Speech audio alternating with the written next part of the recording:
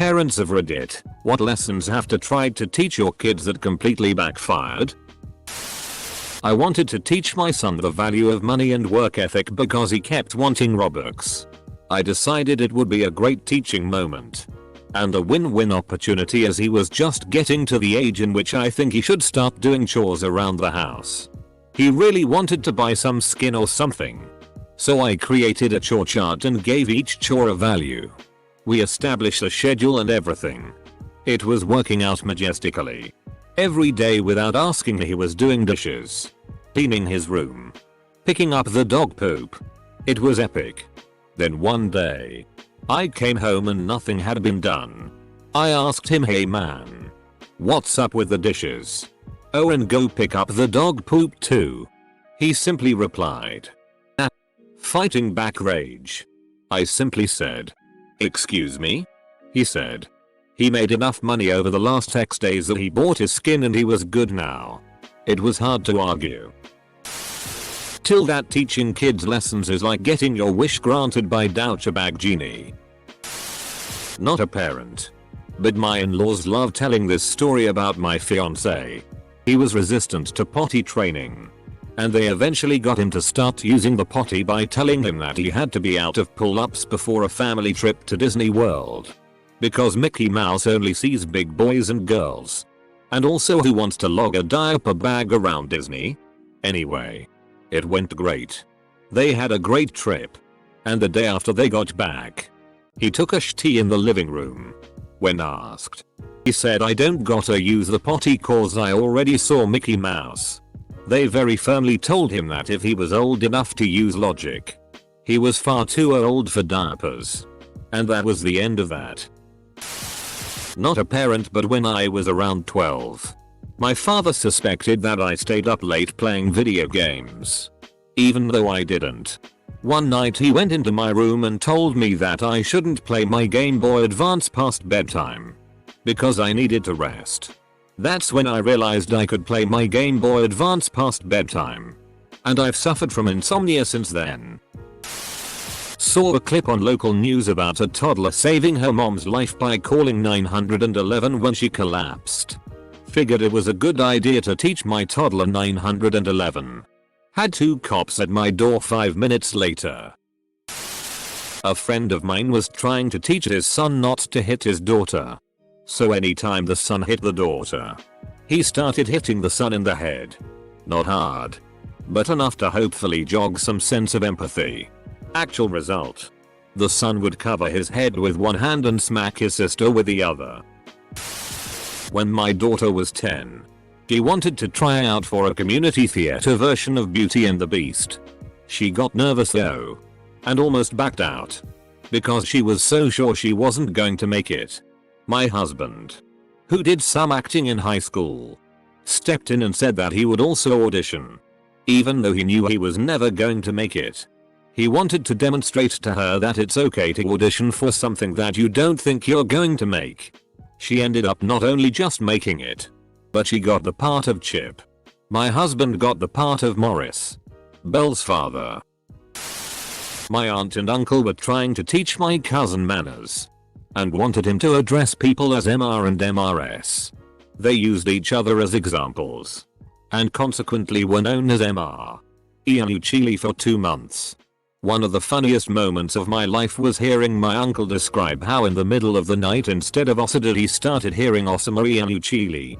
Cracks me up every time. My 4Y. Cousin was taught to introduce people at school. He would introduce his parents to people like, "Hello, I would like you to meet my friends, Mommy and Daddy." I'm kind of sad he grew out of that. My youngest boy would never listen, and he was always totally fearless. He was also always really lucky. Damn near every time either of us told him don't do that, you're going to get hurt, he would do it and then not get hurt. So we ended up teaching him that when we said not to do something, that probably meant it was a fun thing to do. I remember really hoping that he would fall and break an arm or something non-life threatening or disabling like that so he would stop constantly giving us heart attacks. Which is weird to say as a parent, but it never happened, so it doesn't matter anyway. He never got anything worse than a small scrape or cut that could be cleaned and covered in 5 minutes before he was back at it again. Looking back, I'm just glad this was before there was anything like Jackass around to further encourage that shit. Now he's a stuntman for movies. Can't say I'm surprised. Told my children they should always have a good reason for what they want to do as a way to curb impulsive behavior. I'm hearing about all the reasons constantly. My dad tried to implement the whole "you must eat all the food on your plate" in our house during meals. My mom was never a fan of that lesson. But my dad was stubborn, so she just let it go. Well, one day my sibling had 2-3 bites of food left on their plate and was very clear that they were absolutely full and couldn't eat another bite. Dad wasn't having it and insisted they could not leave the table until all the food on their plate was gone. My sibling realized they weren't going to convince our dad that they were too full and finished the last few bites and then proceeded to vomit on the table and our dad. He stopped enforcing the rule after that. When I was about 2 years old, my family was at a game in Angels Stadium. My mother went to the restroom and left me and my siblings with my dad. While he was busy watching, I wandered off. When they eventually found me, I was halfway around the stadium. A crowd had gathered to watch as a police officer held me out at arm's length while I screamed, "Call the police. This man is not my daddy," over and over again. My parents had taught me stranger danger, but forgot to teach me what police look like. Edit. Call the police, sir. Told my children repeatedly that if I found any more mess junk on their bedroom floor, I would be donating it to the thrift store. I told them they had 15 minutes to clean it up off the floor. Came back to find everything picked up. Except they went into the kitchen cupboards and had put every food they didn't like in a nice neat pile right in the middle of the floor. Not a parent, but as a child I noticed my sister was writing her name on the walls when she was drawing on them with crayon. Taking on the role of helpful big sister, I informed her if she was going to graffiti things she shouldn't write her name and give herself away. A few weeks later, she was carving patterns into the wooden desk in the study and carved my name into it instead. I always tell my children that the lottery is a tax on people that are bad at math. I let my 8-year-old spend a few hard-earned dollars on a Powerball ticket to prove it and he won $100. Taught my now 16-year-old to always compliment people who insulted you. We were in a Burlington coat factory in Michigan when my mother was shopping for a bathing suit to take to Florida. There were few to choose from, so she was complaining. My kid was 4. A woman trying on pants and said something rude to my mom, who was asking my opinion, and my daughter caught on that my mother was agitated. She squeezed out behind me and told the woman, "Your teeth are such a pretty yellow." Edit. Holy shit, read it. 20k upvotes. My parents taught me to call 911 when I saw somebody doing something illegal. I called the cops on the Wiggles movie I was watching when I was 5 because a clown stole a cake. Luckily the 911 operator realized I was young. My story didn't make sense because it was a kids movie. Asked to talk to my mom before sending out cops. Nanny, not a parent. 2 years old, was refusing to wear her hat.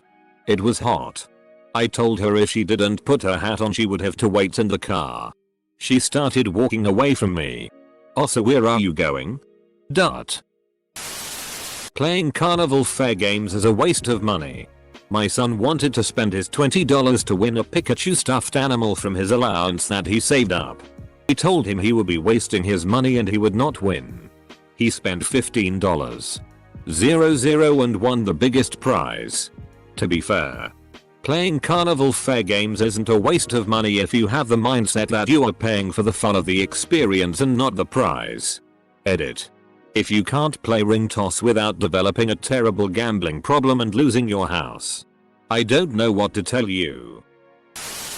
When I was a Cub Scout, my family and I attended a large fundraising dinner. This included a raffle with many prizes, the best of which was a brand new pool table. At the time, I had an allowance of $2 a week. I asked my parents if I could use up my allowance money for the next 6 weeks and spend $12 on raffle tickets to try winning the pool table. Everyone wanted that prize.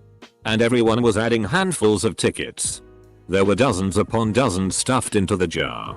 My parents decided that this would be a good lesson about the dangers of gambling.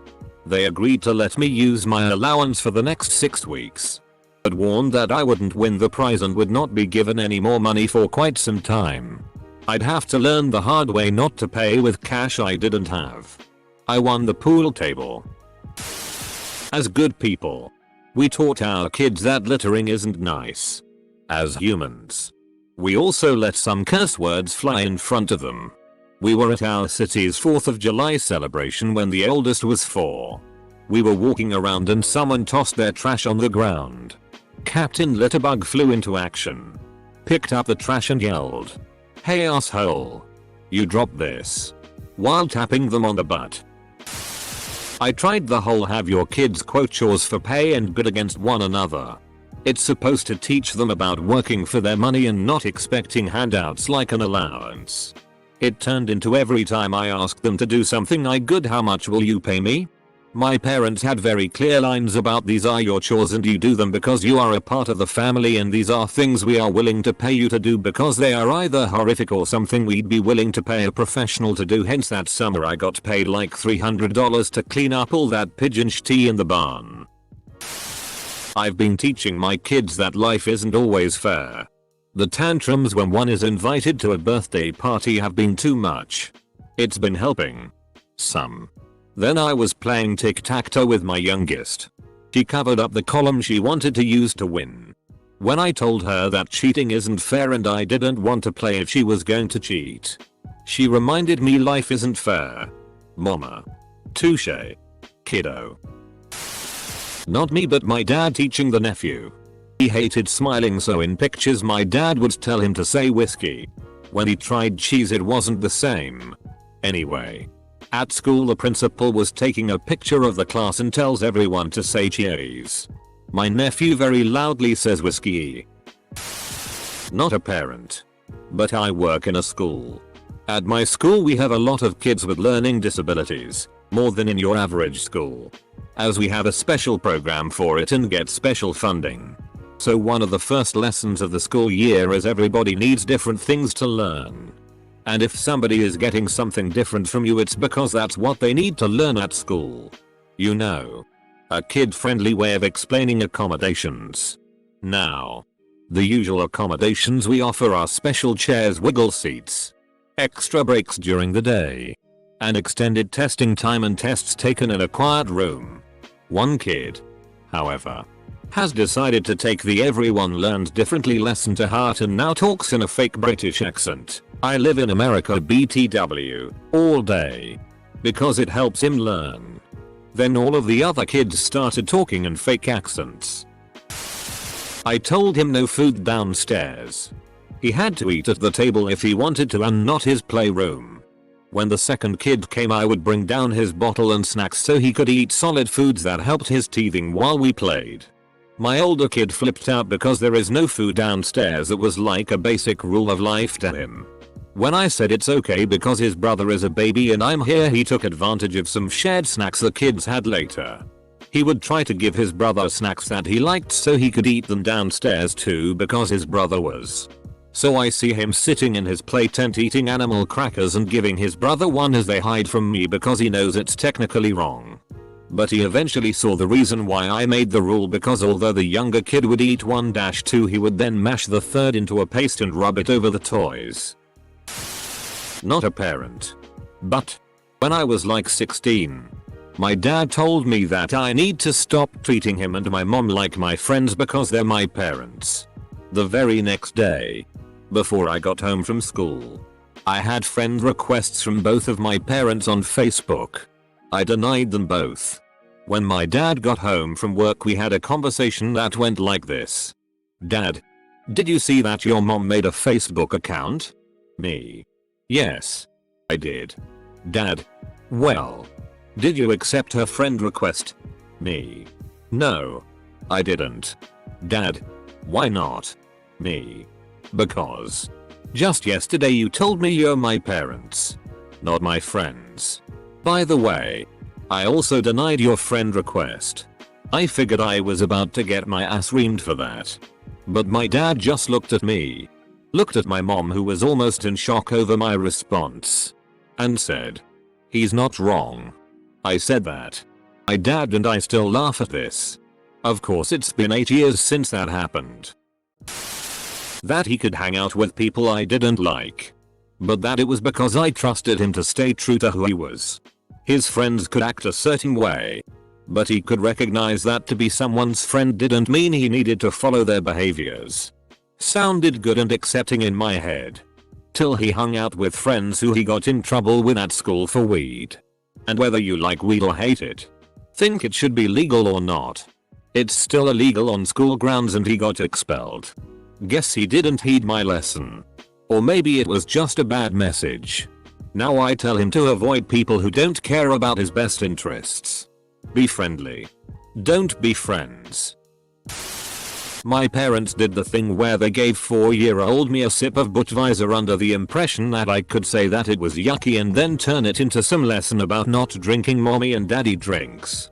Or whatever. I instead took a sip and said can I have one? The lesson that beer is good has lasted to adulthood. My dad did that. Worked on 2 out of 3 children. But my little sister liked it. Course this was also the child that managed to break the child safety lock on sink cabinet and was found doing shots of cough medicine at age 3. When my son was about 3 or 4 he started to ask about how babies are born. I sat him down and gave him a very simple, age-appropriate explanation. He just looked at me, shook his head and just said no. Very calmly but in a "I can't believe you think that's how it works" tone of voice, like I told him fake news. I was prepared for difficult questions and even prepared for the fact that he might ask me things that even I didn't know. But I was completely unprepared for him to just simply not believe me when I told him the truth. I just sat there not knowing what to do while he went back to playing Lego.